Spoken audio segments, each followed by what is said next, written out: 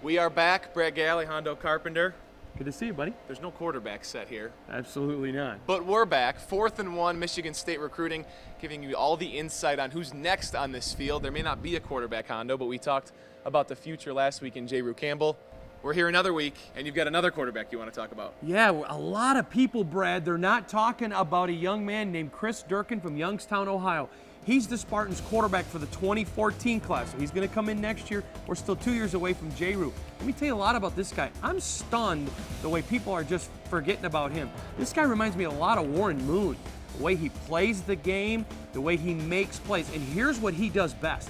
He makes everybody around him better. So Spartan Nation, Wolverine Nation, as you're contemplating the quarterback of the future, don't overlook young Chris Durkin from Youngstown, Ohio, Brad.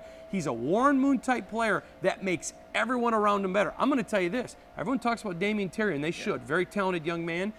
If he were here now, Chris Durkin would be competing for this job because on a team that's on an offense that's as anemic as Michigan State is right now, they need somebody making everybody better. Durkin does. His frame, 6'4", he's a big guy. He's a pro-style quarterback. Can he be a guy that would, if he were here, we wouldn't even talk about, and maybe red shirt off, red shirt on? He's the kind of guy that's got the talent immediately. Well, I think he has the talent to immediate. Now, almost everybody under Mark D'Antonio is going to redshirt, especially quarterbacks. Okay. Even everyone's talking about Damion Terry now. He's still got a long way to climb this week to even play. So do I think he would play? I certainly think if Mark was willing to go with a freshman, I think he'd have a chance of beating out Terry. Not because one's bad and one's good, just simply because of the style of offense. And again, he makes everybody better around him. 6 years from now, when we're sitting here talking, Terry, Campbell, Durkin. And who's Tyler going to be the O'Connor. guy? Who's going to be the guy we remember? And O'Connor. You know what? That is a great question. I'm going to be as very honest as I can. I don't know. Yeah. They are all so close. I'm going to throw this out to you. And Spartan fans, this should excite you. When you take Tyler O'Connor in 12, Damion Terry at 13, Durkin 14, and J. Rue in 15, that's the best 4 years of Spartan quarterback recruiting in their history. It's not even close. Well, people must be happy in their history, considering what's going on this Absolutely. year. The fact that they're able to get a Durkin and get a Campbell with what's on the field, it's pretty amazing. All right, that was first down. Now we'll go to second down. This defense has been phenomenal. Mark D'Antonio called them on Tuesday one of the best he's ever seen since 02 at Ohio State and 2011 here at Michigan State. Enoch Smith's a guy from that Illinois class that you said is impressive on the defensive line. He's not only impressive, he's a game changer. Big Enoch Smith Jr. from Chicago, a Chi-Town guy. Don't you just expect that to be a Bratz guy, the Bears type player? He's a big guy. Oh, he is. And let me tell you, he's not only good, he's really talented. And what makes Enoch Smith so good, when you think of defensive lineman, Brad, you think of Braun. And I'll tell you who he reminds me a lot of, Richard Dent from the Bears.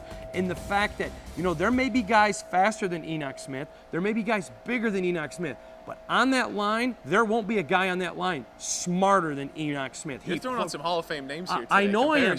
But when you have to compare, am I saying he's Richard Dent right now? Absolutely not. But when I say you're looking at a guy whose game he looks like, he certainly does. He's smart. You can watch him, and I would challenge people, especially if you get a chance, watch him against bigger competition and watch how he handles it. Watch how he outsmarts them, the way he places his feet.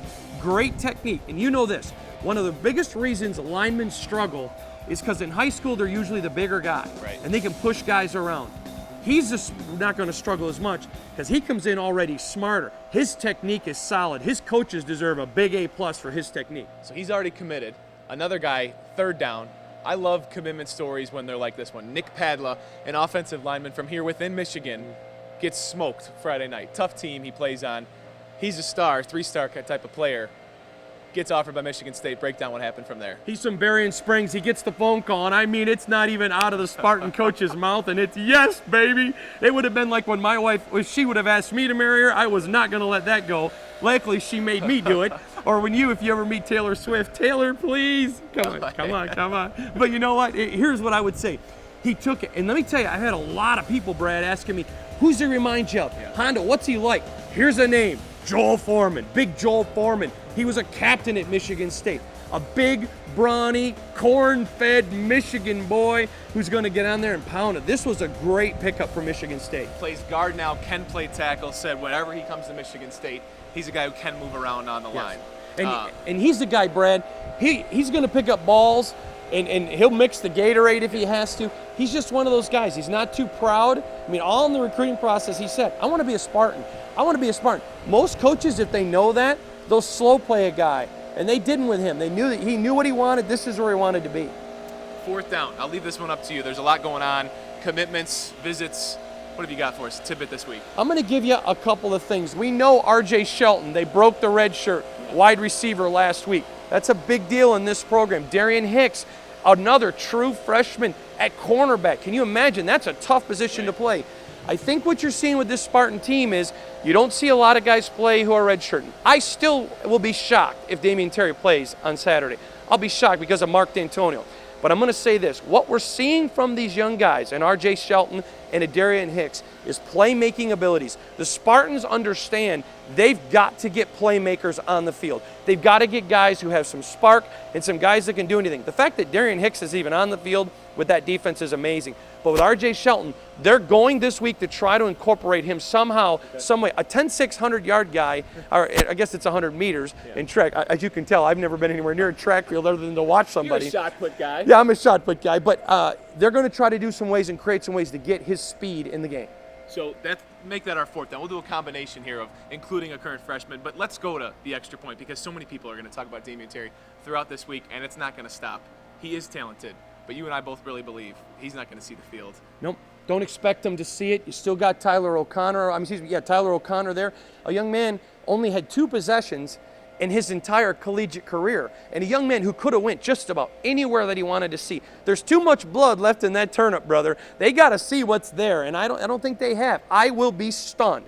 You will hear a 284-pound fat man crashing in the booth if he plays on Saturday. I guess I should rephrase my opinion. Listening to D'Antonio on Tuesday, I don't think he'll play when the Big Ten season starts.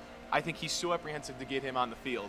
But the fact of the matter is, I think unless he implodes this week, he's going to really make their challenge tough. Okay, well then I'm gonna go right back at you. You Okay. also just heard Mark D'Antonio earlier this week make the comment, if you're only going to play him one game, it's unfair. So if you don't think he's going to play him in the Big Ten, I said he'll make life tough for them. Okay. By having a good week of practice this week and maybe scratching their heads. So that's where it gets. It's just a situation where it's there's a no right conundrum. answer. It is. It really is. See, I can use those Brother Rice words that you get.